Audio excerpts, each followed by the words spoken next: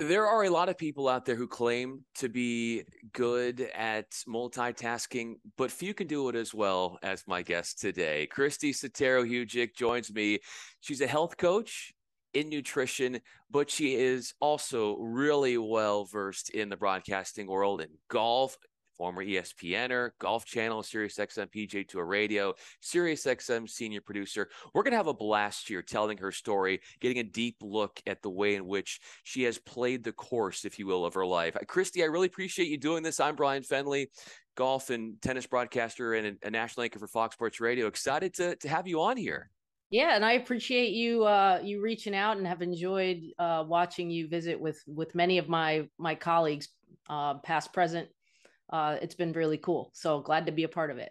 Well, let's have some fun here. So, for you in working in golf, the power of nostalgia in storytelling in golf, how would you weigh its importance in the way in which fans are so drawn to that in the storytelling element of golf, which you have worked so much in? Yeah, I just think like we see golf shots on TV all the time, and that can get rather boring. Rich Lerner always used to say, we were the network of the well-struck 7-iron, but you can only see so many well-struck 7-irons over time without getting bored. And the real stories are the stories that come from sometimes outside that golf course or away from hitting the golf ball. And I think that that's really been, the blessing to be able to tell those kinds of stories over the years with my colleagues. Is just there are so many players when you think about it, and that equates to so many stories. Everybody's got a story about how they got where they got. And so it's been awesome to tell them and just let the fans kind of into who these people actually are, because you don't get to see that always in a sporting atmosphere, is just exactly who these people are. And the access you get to golfers versus other sports is like unprecedented to me. And I mean, this too from being in the business, but you don't get that kind of access that we get. You can't walk up to Kobe Bryant when he was playing. You couldn't walk up to him in the middle of a practice and, sit there and have a chat with him. Whereas like, we can walk down a hole with a player, while they're actually preparing for their event. So it's a very unique sport, which I think allows us to get to know the guys and just allows us and the girls and the women that play this. And it just allows us to tell those really cool stories for every age.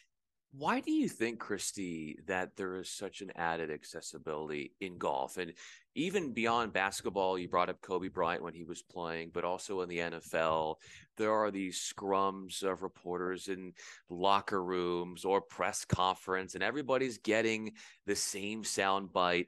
But then what you're able to do on the course, get the one-on-ones more so than any other sport. Why do you think golfers are so open to that?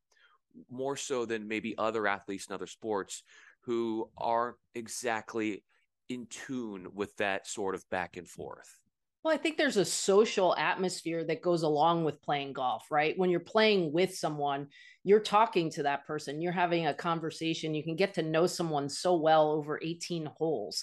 So I think there is a social aspect. It's a slower sport. So obviously there's time between shots. It's not like, it's not like basketball, you're not going to run out and talk to someone between a play.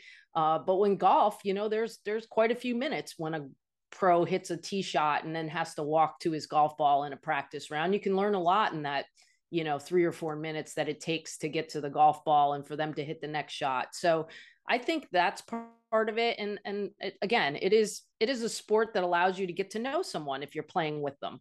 So I think that happens too. And it's just like any other sport where that they recognize faces that they see all the time out there. And there's that recognition and that you're kind of a family out there too. Even the media, I think it's a very tight knit group of media members and a very tight knit group of players. Obviously, some players are going to let you have more access than others, and sometimes it's knowing when you're going to get that access and when you're not, and not abusing that. But I think it's a really tight atmosphere out there, and a bunch of people that do kind of care about the final product and care about the sport. Taking it to more of like extrapolating what you just said and caring about the sport, but caring about others. I find that that is like a central theme of who you are. Because, like, if you go outside of golf and broadcasting, you're a health coach and you're giving people tools to live healthier lives. And then you've empowered so many people in the sport of golf and broadcasting and whatnot. When we live in an industry which can be so internally focused, like, I've got to get this, I've got to get that. Why, Kristi, have you taken the idea of not so much that, but how can I lift up others around me, no matter what avenue of life that you're in?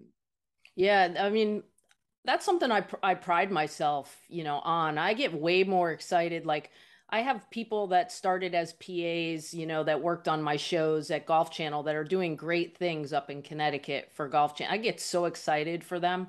I get way more excited for other people's accomplishments than I do thinking about my own. And there's nothing better than having a client have a light bulb go off and just understand themselves, and that now they have tools to control their own outcome in their health. And I think it's the same. Like, I guess because when I played basketball, I always got more excited about a great pass that I made than I did about making a shot. So I think that probably is just what's in me. And the ability, maybe, that I enjoy helping people get the most out of their lives and their abilities, putting them in positions to succeed. Like, to me, that's kind of, to leave your mark is to really help others. And so it's more based on that for me. And yeah, I truly do get excited more about the accomplishments that I see from others that I've worked with and others that I've coached along the way. I get way more excited about that than I do about anything else that really I do personally. Well, and before we started this, you talked about being a perpetual coach, whether it's a health coach or a sports coach. What was the first thing you ever coached growing up? Well, my college coach will tell you I coached myself more than she did, because she always would say, I don't have to yell at you because you'll do it for me, because, we would catch it. So I think it really started with me with soccer. I grew up playing soccer, and that was the sport I knew the best. And then I played basketball to stay in shape for soccer. But then I truly started to love coaching the little kids in soccer. So it kind of started with that. And I have always been a fan of being coached well myself. So I think that I knew how important those figures were in my life, and, just immediately wanted to give back and be able to do that for somebody else. To me was pretty cool. I didn't have brothers and sisters, so my sisters were the teammates I had over the years. And it was like a family. But yeah, I've always enjoyed the strategy part, the thinking part for coaching, the just, again, trying to, whether you're coaching in health coaching or sports, you're trying to put someone in the best position you can for them to succeed, whether you're producing a TV show or you're coaching on the soccer field or on the basketball court. Some of my greatest friends are coaches in sports. And some of the people that I look up to the most that have been big influences on my life are coaches in sports. So yeah, I just think coaching's a really, really cool thing. And I knew right away I loved coaching little kids in soccer and AAU basketball too. When I helped coach that, when AAU is a lot different than it is now, but it was a good thing back in the day, and it was really, really fun to see the kids.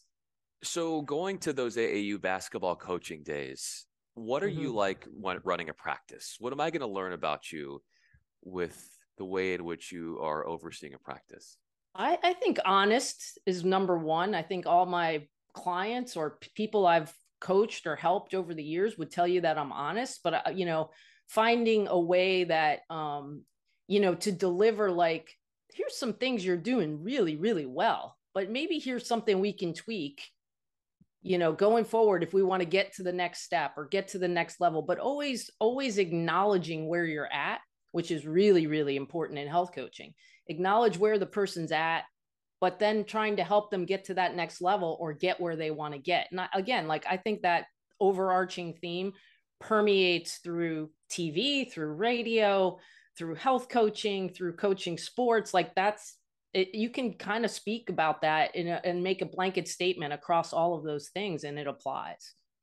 Kristi Setaro Hujik joins me on the Honest Something podcast. I'm Bryan Fenley. So the way in which you coach, obviously we've talked about that in the different forms and fashions that it has taken on. How would you evaluate over the years the way in which your own internal coaching of yourself in broadcasting specifically has evolved? Oh yeah. As you first started Yeah. being at ESPN early on and to Yeah. now what you're doing.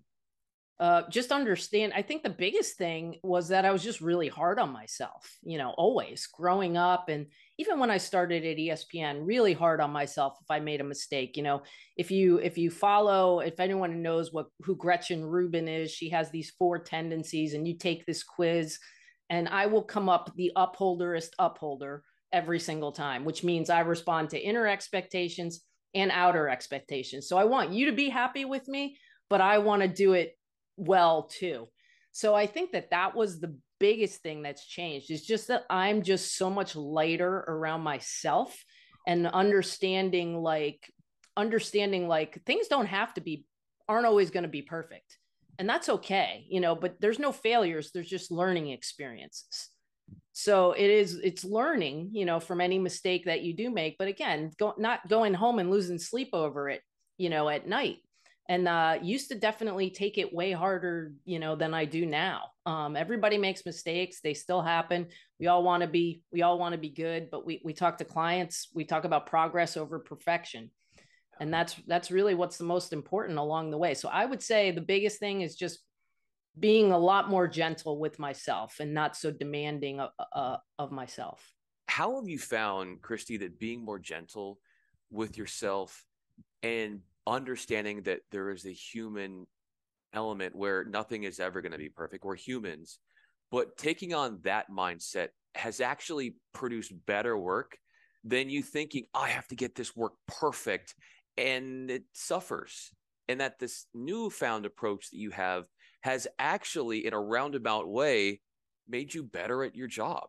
Yeah, stress does bad things in life and work, so any kind of stress or anxiety that you're creating, you're probably projecting that on the people you're working with too, which creates more stress, right? Because if you're stressed and they see you stressed, then that's going to create more stress for the whole team. And really, at the end of the day, if you're kind of a little lighter with it, and just, we're going to do this, be positive, of course, but not project that stress. Again, everything we're talking about applies in every area of life, and just learning even about my own health. Like, look, I need to rest. I can't be go, go, go. I need to make time to rest, make time for self-care.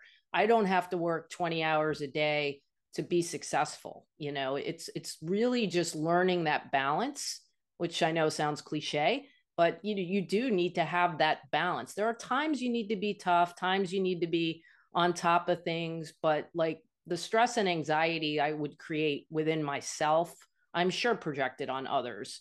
And so I think that's probably a big difference, and I think COVID changed a lot of that too, because working from home is a little bit different than working in an office. You can go for a 20-minute walk and kind of chill out and relax and stop yourself from getting stressed. Whereas when you're in that kind of throes of things in a control room or in a newsroom, it's a little bit harder to control that. But I definitely think it makes a difference when you project more calmness yourself. It definitely permeates through a team. It's one thing to have that understanding and then to take on that mindset of finding ways to de-stress, but it's another to really pour yourself into wanting to study health, like while you're doing the broadcasting and then becoming a coach in health and nutrition. Why is it that it seems that whatever you apply yourself in, you want to attack 100%? What is it about you, Kristi, that it just seems like whatever is needed to be done, you go at it with full strength? Yeah. I think that's just always been how I've been. I don't know where I get it from. I really don't. Maybe my grandpa had it a little bit. But yeah, I feel like that's how I've always been. And that is part of that upholder, personality, because you are trying to respond to inner expectations. And if you're expecting a high level of yourself, and sometimes you're expecting a high level from those people around you. But yeah, my big thing when I played basketball was like, I don't need to be the best player on the team. I don't need to be the best shooter. I don't need to be the best defender. I just want everybody to say that at the end of the day, here's somebody that gave 100%, with everything you did. Because at the end of the day, the real judge is who you're looking at in the mirror and what's looking back at you. And so at the end of the day, if you give 110%, well, what else are you going to ask of yourself? You've done everything you can do. And that's why, like, situations that have happened to some of my friends at ESPN and happened to a lot of us at Golf Channel, when Golf Channel moved and I couldn't go, I've been in this business a long time, and people are like, oh, that's terrible. That really stinks. I know, but like, hey, I went over 20 something years without having something like this happen to me. So I think I'm fortunate, because a lot of my other friends, who are some of the most talented people I've ever worked with, who have lost jobs because of the money situations and just cutbacks. And at the end of the day, like, I can't control that. So it's worrying about what I can control. And the only thing that I can control is my effort and what I put into it. So that's just kind of where I try to put my energy, and always have, in kind of whatever I'm doing. I just kind of put my head down and just give the best I can, and believe the rest will work out. How much efforts do you put in when you talk about health and wellness and eating well, but also mental health and wellness there? Because the way in which you just broke that down has to have been so comforting, because it could have been taken another way. But how much work have you done in that avenue of your life on a mental health standpoint to better that? Yeah, it's a continuous process, and and that's never going to end. It's not a linear journey either. You have humps and bumps and things you struggle with, and things pop up, and sometimes you deal with them really good, and because of something you learned from past experience, and sometimes you don't. But the thing I would say about it that I've learned is that mind connection affects everything. It affects your health and wellness big time. So, just learning how to breathe, to just be able to catch yourself before a behavior takes place. Meditation, I always say, it's like practice for real life, right? Because you want to have that pause. So if you look at life like a stoplight, and you have red, green, and yellow, if you can spend more time in the yellow, where you have that pause before you go to green, then you're going to understand what's right or wrong. You're going to go, I'm going to go, I need to stop, or I need to go, like you have that pause, that inner pause that gives you that self-awareness to know, like, hey, I'm getting stressed right now. I need to breathe. I need to spend a few minutes breathing. So it's like nipping a behavior in the bud before it happens. But like I said, it's an ongoing thing. It's not, we don't ever have it down, any of us. It's not like something that is ever perfect. You're always looking at those things. But yeah, I have learned big time the mind body connection, especially when it comes to health, that it is a big deal, big factor in it. Kristi Setaro Hujik is with me. I'm Bryan Fenley. Why do you think it's so hard for those in our business to pause? It's a go, right? So you think about media, like, what did we do for years? We're working on deadline. Barry Sachs used to say, yes. Barry Sachs used to say, when we were at ESPN, the 6 o'clock news goes on at 6 o'clock. You don't change that. If we're not ready, that show's going on the air. So it is the go, or being on a deadline. You're on deadlines all the time. So everything's deadline driven, and driven to, I got to get this in now. I got to get it in quick. I got to make air, from day one as a PA at ESPN, that's your worst fear, is missing a spot in the rundown. Where, like, at the end of the day, now that I look back as a producer, if you told me you weren't going to make your spot, if I know a block or two in advance, I can shuffle things. It's going to be okay. Like, it's okay, So I think it's just the media, the idea of being so busy, not being able to working a lot of long hours, not being able to take the time to eat right, be healthy, right? We have a lot of that, in our business, where we don't live the most healthy lives in the media business sometimes. Where are we? We're at We're at events with catering tents that sometimes don't have the healthiest options. We're eating on the go. We're not sitting down and eating our meal. We're not digesting it properly. And then we're dealing with the stress of the job on top of it all. So it is, yeah, you know, when I look back and I can see like, gosh, look at these things that we used to do. It's not good for any of us, right? But we do it, you know, we do it. And it is such a deadline driven and, you know, less, you know, it's doing more stuff with less hours sometimes as these things grow, right? So as the Golf Channel grows, you know, sometimes you get less people to do more or the same amount of television that you've always done, but you're doing it with less people. Well, what does that do to your people? You know, that tends to have an effect at the end of the day. You said the word fear, obviously, and the anxiety of having to maybe shuffle things around one block ahead when you're doing a Sports Center piece, and obviously worked with ESPN and Sports Center. But what about the fearlessness that you've embodied over the course of your career? Where does that come out the most, and where has that come out the most? You know, I just think it's, again, at the end of the day, we're entertaining people. We're just making TV. Like the people at home don't take the mistakes or the you know, the things that we all see. It doesn't register. Like, you know, just sweating out, you know, making sure your talent that's taping a segment for tomorrow is in the same suit and tie that they're going to be in for tomorrow's show. But at the end of the day, I don't know that anyone at home notices that. I don't know that, you know, the things we make a big deal about, that we're particular about, that we want to do, you know, like at the end of the day, we're not saving lives. You know, we're not saving lives in TV. We're entertaining people. Radio too, you know, we're entertaining people. So I think it's just at the end of the day, yeah, it's a job, it's a passion. You love what you do, you put 100% into it. But at the end of the day, it is a job, and it doesn't affect your family. It doesn't affect, you know, it doesn't affect, you know, what's going to happen to those people at home if they see a jump cut in the feature. They're not going to lose sleep over it. So, you know, it just, I think it's just like, again, it's an ease. You know, I work with an energy healer, and one of the things she always talks about is like, what creates ease for you?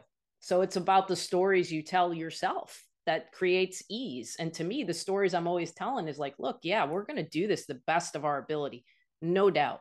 But if things don't quite go as planned, at the end of the day, we're going to say, okay, how can we do this differently next time? And then go home at night and still put your head on the pillow and rest and go to sleep, because it doesn't change anything, you know, in the end. So, you know, that's kind of where I've graduated to. But yeah, it took a long time. It took a long time to get there. And I think that being in the throes of a lot of breaking news certainly breaks you into that really quickly too. Is just like, breaking news is not a perfect science, right? You're, you know, I mean, you know this, you know, it's not planned. You're rolling with the dice. You're trying to figure it out as you go. So I think that, you know, just being in some of those situations over the years, thinking about how I've reacted, watching the people react that I think are the best at what they do, you know, I think all that's kind of bled over to me. And I don't deal with as much, you know, day-to-day shows, because most of what I do at Sirius now is more just, you know, pre-packaged specials, you know, that I'm doing, you know, in advance versus like the daily breaking news throws. But, you know, been in that situation before. So I do think it does take time to get there. But yeah, at this point, you look at it like you don't have anything to lose, really, at the end of the day, I guess. I think that's the best way to say it. But that's not taking your job lightly. That's just more like, it is what it is. You know, I know it's cliche, but it is what it is. It's a job, and it's TV, and it's entertainment, it's radio. And, you know, at the end of the day, again, we're not saving lives. Yeah, I mean, even breaking news can be hard on people, because it can break you, because not just of the craziness and chaos it can create in a newsroom, but also the content of it. Maybe it's a tragedy, and you have to be on it and dealing with that. And so, as we sort of wrap up this conversation, Kristi, when did that healing process for you really start to begin, where you became awakened into, say, I can get this career in sports and broadcasting and continue that? But the shift for you when you said, I have to supplement that with focusing on my own internal health, when did that moment come for you?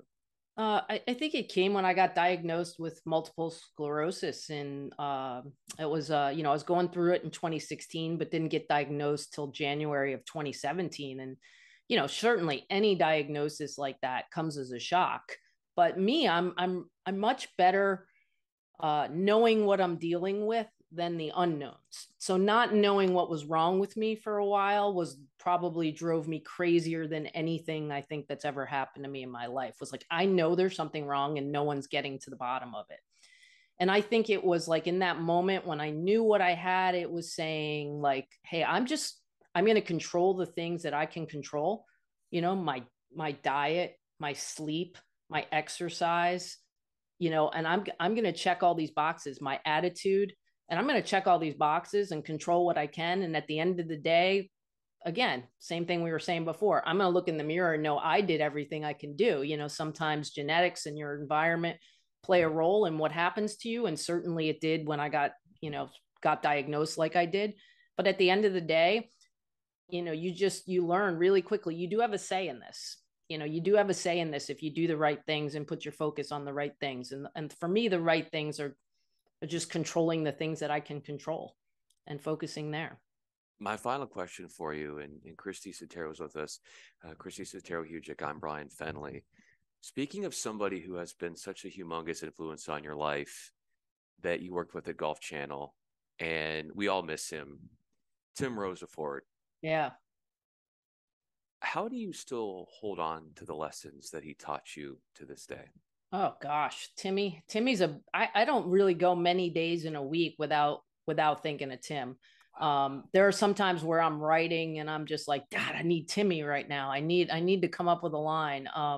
But I said this to Jimmy Roberts, when him and I were talking when Tim did pass. And I know, Jimmy, we all took it hard, but Jimmy really took it hard. And I was like, you know what, if we could all just be a little bit like Tim every single day, we'd be better people. The world would be a better place if we could all just be a little bit like Tim. Because he was just such a great human being, so I take Timmy the writer with me. I take Timmy the fellow athlete from down the road in Brewster. When I grew up in Danbury, Connecticut, he called me Danbury, I called him Brewster. Watching how he grew as a writer into a TV personality, which isn't always the easiest thing in the world.